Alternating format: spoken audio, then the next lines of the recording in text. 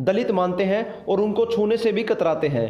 उनके हाथ का छुआ हुआ आज तक बहुत सारे हिंदू नहीं खाते, लेकिन क्या आप लोग जानते हैं कि वो हमारे या आपके पूर्वजों से कहीं ज़्यादा बहादुर पूर्वजों की संतान है।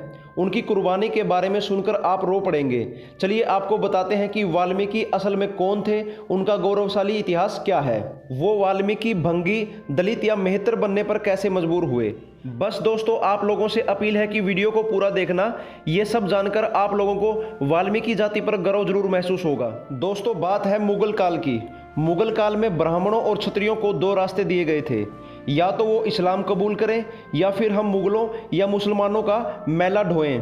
आप किसी भी मुगल काल में चले जाओ, वहाँ पर आपको शौचालय नहीं मिलेगा। हिंदुओं की उन्नत सिंधु घाटी सभ्यता में रहने वाले कमरे से सटा शौचालय मिलता है, लेकिन मुगल बादशाह के किसी भी महल में चले जाओ, आपको शौचालय नहीं मिलेगा।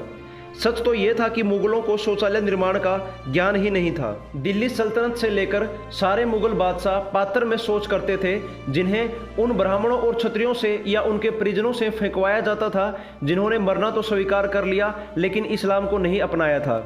चलिए आपको बताते हैं कि भंगी नाम किनको और क्यों दिया गया था। जिन ब्राह्मणों और क्षत्रियों ने मैला ढोने की प्रथा को स्वीकार करने के बाद अपने जनेऊ को तोड़ दिया था, यानी अपने संस्कार को भंग कर दिया था, वो भंगी कहलाए।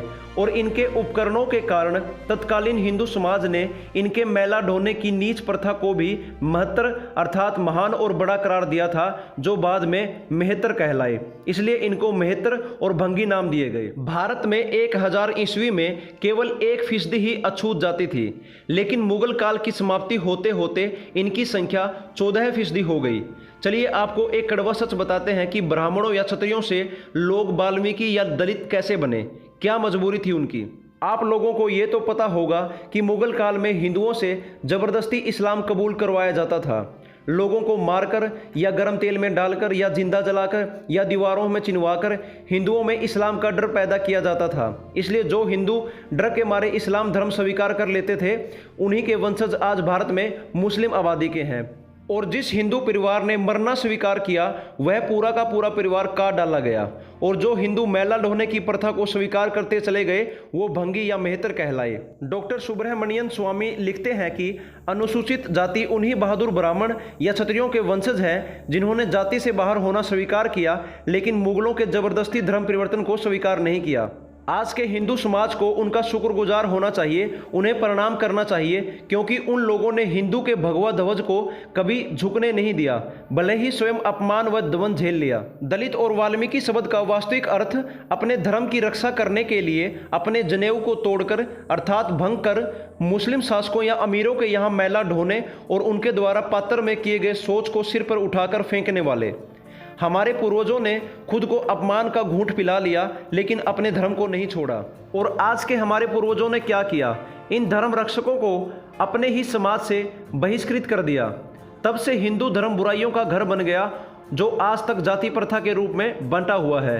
इसलिए जो लोग अपने आप को जन्म से ऊंची जाति का मानते हैं, वो जरा शर्म करें और अपने उन भाइयों को गले लगाएं जिन्होंने धर्म की रक्षा के लिए अपने जन्म से ब्राह्मण और क्षत्रिय होने का त्याग कर नीच काम करना स्वीकार किया। इसलिए वो वाल्मीकि या दलित कहलाए, लेकिन है तो वो भी ब्राह्मण या क्षत्रिय। इसलिए याद रखो, अगर हिंदू एक नहीं हुए तो तुम्हें नष्ट होने से कोई नहीं बचा सकता। अगर ये लोग भी उस समय इस्लाम को स्वीकार करके मुसलमान बन गए होते, तो आज हमारे देश में मुसलमान ज़्यादा होते और हिंदू कम, और आज भी भारत पर इस्लाम का शासन होता। अगर आज देखा जाए तो हमारा भारत एक हिंदू राष्ट्र है, जो हमारे दलित या वाल्मीकि भाइयों की वजह से है।